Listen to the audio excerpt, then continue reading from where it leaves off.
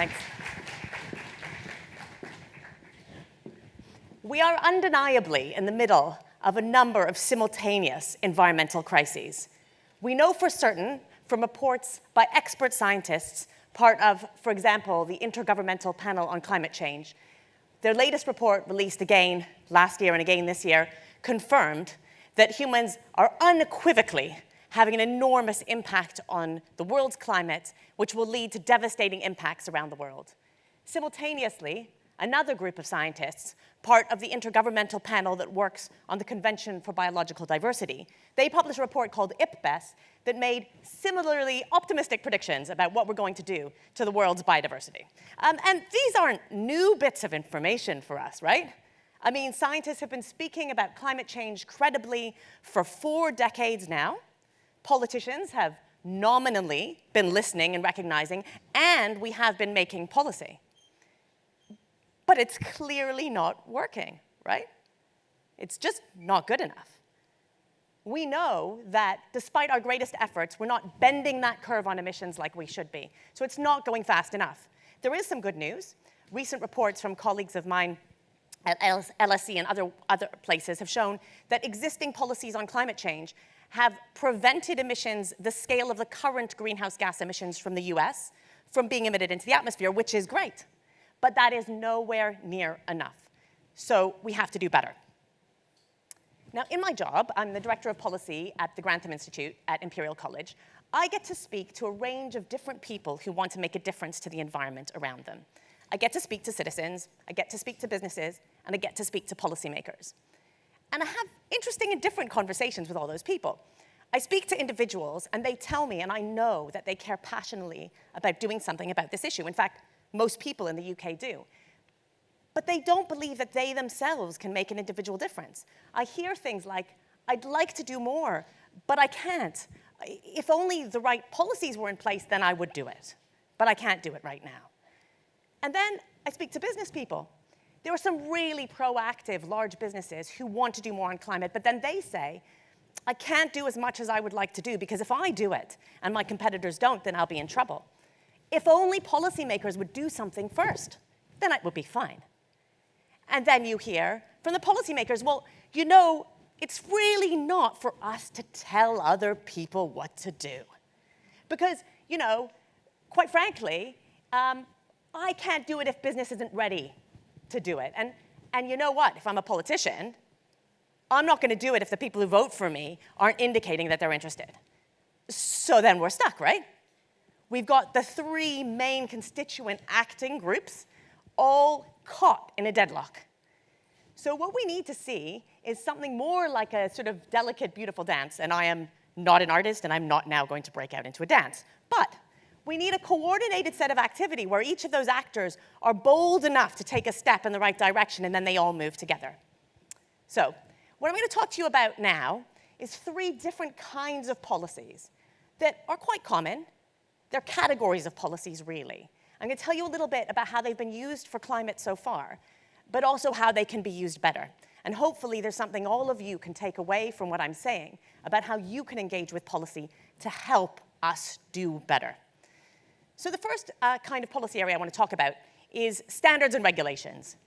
If you all yawn simultaneously now, you'll think, oh my God, that sounds boring.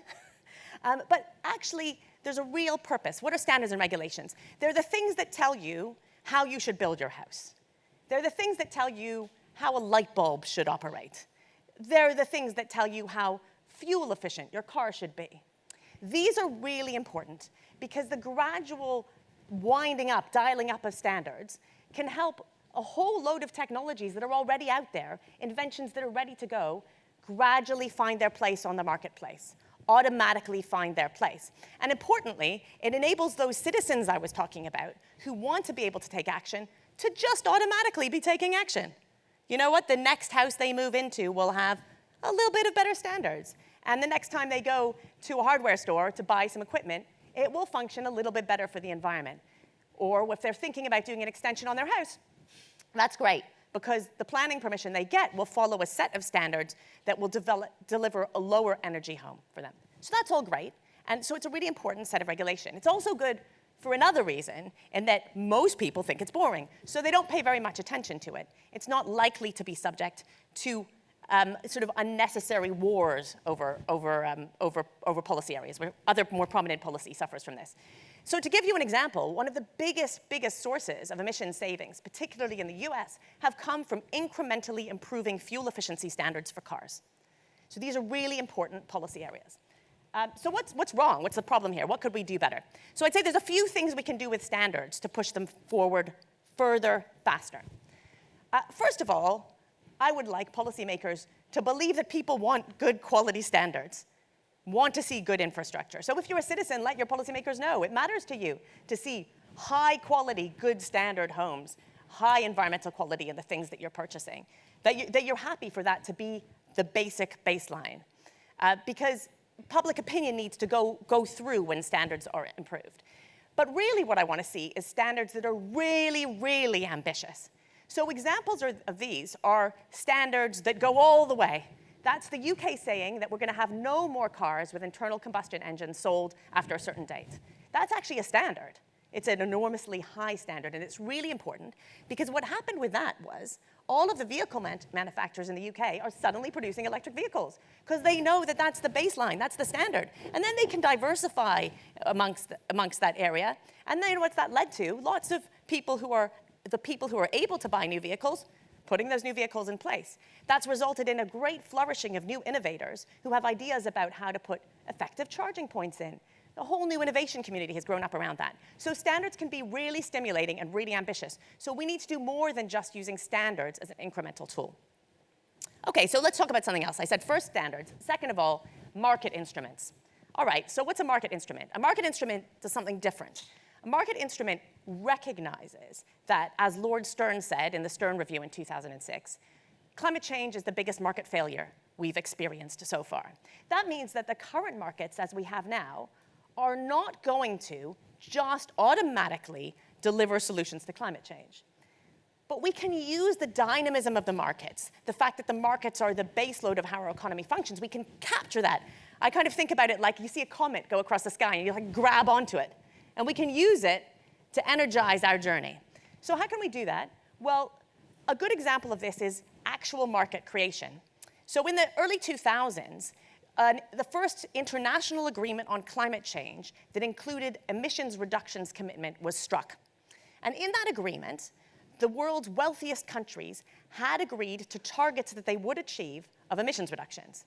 And the world's less wealthy nations, the emerging economies, they had agreed that climate change was really important and they wanted to make a contribution, but they did not have binding targets. So here's the market that was created. It was called the Clean Development Mechanism. And as part of that market, if you were in a developed, wealthy country with commitments, you could either make emissions reductions in your own country, or you could pay for emissions reductions in one of that other brackets of countries. And then you could get credit for that. You could say, well, I couldn't do it at home, but I did it over here, and that was good enough globally, and it is good enough globally. The advantage was that those emissions reductions abroad generally cost less money. This was a really successful policy in many ways. It unleashed a wide range of emissions reductions. Most importantly, this kind of policy can stimulate private sector investment. So a whole load of new private companies were created with this specialty of project-based emissions reductions in a whole load of countries. It upskilled hundreds and hundreds of people in countries where climate change and action on climate change wasn't a thing. And I tell you, if you go now to China, and you speak to people who are working on climate change today, many of the people working on climate change today with a longer track record started their journey on working in climate change because they worked on clean development mechanism projects. So there's lots of positives. There are, however, some pitfalls. At the same time, a market-based approach, there was fraud. There were people doing fraudulent things like you can in any market. That was bad. There were people who created projects that didn't really deliver emissions reductions. That's bad. And there were people who created perverse projects where it ended up being more profitable to run a plant anyway because you could generate emissions reductions, but you didn't need it to be in operation for any other reason. So we learned a lot of lessons, but we could see that by using a market mechanism, you brought a lot of benefits too. So I think markets are a really exciting route to use, but they have to be used carefully. And we really need to recognize that we've tried a lot of these things already. So many of you will recognize a little bit of what I just said because there's been new markets discussed as people buy offsets to deliver net zero at a corporate level. And there's a lot of discussion about what those offsets really are. I'd encourage you all to think about and find out about what happened in previous iterations of market mechanisms. So we should use markets, but they need to be very well regulated. And we need to also take the market opportunity to allow 1,000 ideas to flourish, voluntary markets, people doing projects, but then really rein it in and make sure that it's good quality. While we're on markets, the other thing that other people talk about in terms of a market policy is let's correct this imbalance by introducing a carbon tax. Anybody ever heard of that policy before? I would think so, right?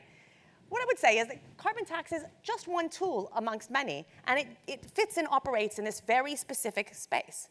It helps correct a market to some degree. But a carbon price signal alone with a carbon tax isn't enough to actually cause emissions reductions. It's only a signal to players that they ought to reduce their emissions. It doesn't mean that they can. So carbon tax is part of the story, but not the whole thing. And if you need any kind of further evidence of that, we are all right now in Europe living through an enormous carbon taxation experiment by accident. The gas price is enormously high, not for these reasons, but that is actually, you could say, imagine that was an enormous carbon tax.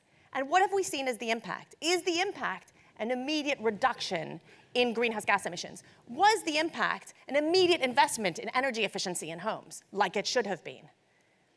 No, it wasn't. So that's a recognition that you need a combination of policy instruments to work. So that's market-based instruments, powerful, but used carefully and with other mechanisms. Finally, the third bucket I want to talk about are things that relate to R&D and innovation.